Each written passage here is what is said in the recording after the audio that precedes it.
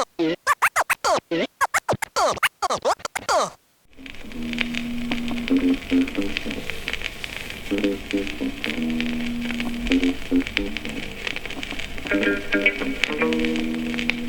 ist die Platte für?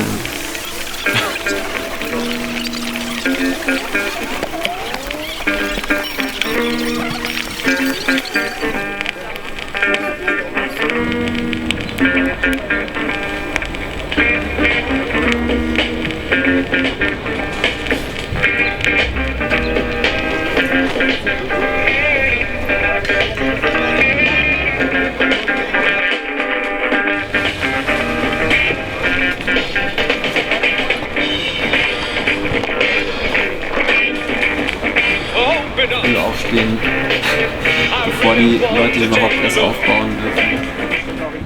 Dann kann man halt wirklich solche Dinger irgendwie finden für 5 Euro, also wobei 5 Euro fast schon irgendwie recht viel war für einen Flohmarkt. Also wenn jemand sagt, ja 5 Euro pro Stück, dann ist man schon so, ja mal gucken, weil es ist ja irgendwie schon immer so eine Sache, also ich probiere auch gern viel aus so und nehme gern irgendwie mehr mit und der hat auch nicht, also ich wollte erst 10 Platten mitnehmen, aber wollte auch nicht mit sich verhandeln lassen, also hatte keinen Bock irgendwie halt 11 Platten zu je 5 Euro zu kaufen.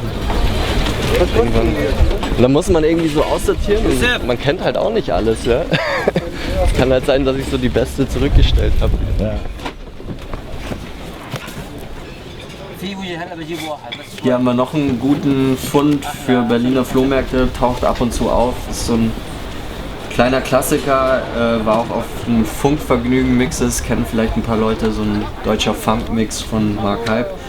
Paul Nero ist in Wahrheit Klaus Doldinger, der hat so ein paar so, das sind ja eigentlich so Billo-Platten, das war ihm wohl irgendwie peinlich. Und hier gibt es so einen deutschen Funk-Klassiker auch drauf. Ja, hat 2,50 gekostet, kann man da auch immer gut mitnehmen. You hear this? Drums? Swinging drums? And now I want to hear some bass. Man, that's it. Give me some. So, die nächste Platte würde ich jetzt fast so mit einer anderen Platte so als Fund des Tages irgendwie bezeichnen. Blues and Electronics. Jetzt Blues ist eher so ein Ding, was ich eher nicht sammle und schreckt mich eher ab. Blues and Electronics war ich erstmal so, keine Ahnung, sieht interessant aus. Also ich kannte die Platte vorher nicht. Das BASF-Logo, dann habe ich schon so eine Vorahnung gehabt, okay, die muss ich auf jeden Fall mitnehmen. Und dann hier tauchte der Name Okko auf und dann war die definitiv eingepackt, also hat mich auch nur 5 Euro gekostet.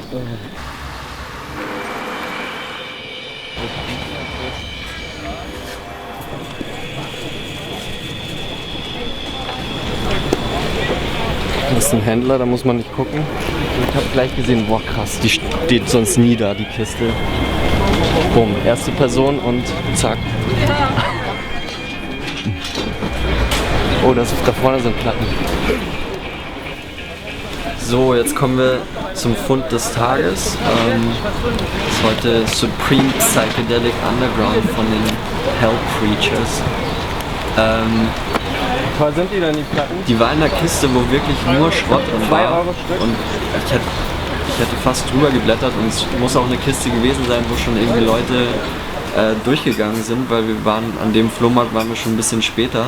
Ich kannte auch das Cover, also ich habe die wahrscheinlich schon irgendwie 20 Mal in einem Buch gesehen, aber irgendwie, wenn man dann so im direkten Leben dann direkt vor dieser Platte steht, dann kann man das irgendwie teilweise gar nicht so glauben, wenn man die zwischen 20 Schlagerplatten irgendwie plötzlich rausfischt. Mit Supreme Psychedelic Underground.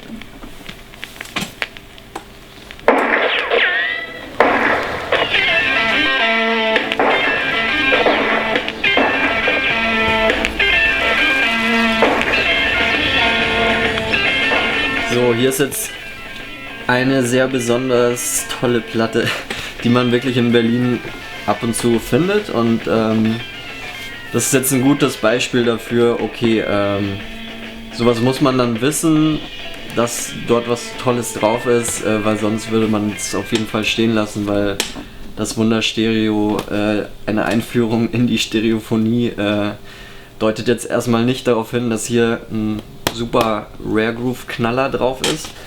Wenn man sich da ein bisschen besser auskennt, findet man auf der Rückseite den Namen Sid Dale, und das ist ein bekannter Library-Musiker. Das ist ein schöner Flohmarktfund, würde ich sagen. Also ich habe da jetzt irgendwie 2 Euro für gezahlt.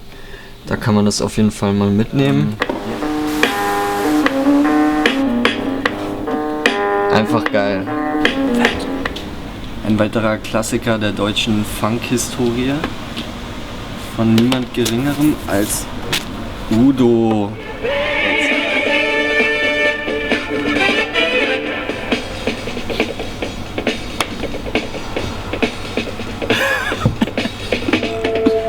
Alles, was ich nicht kenne, ist prinzipiell interessant.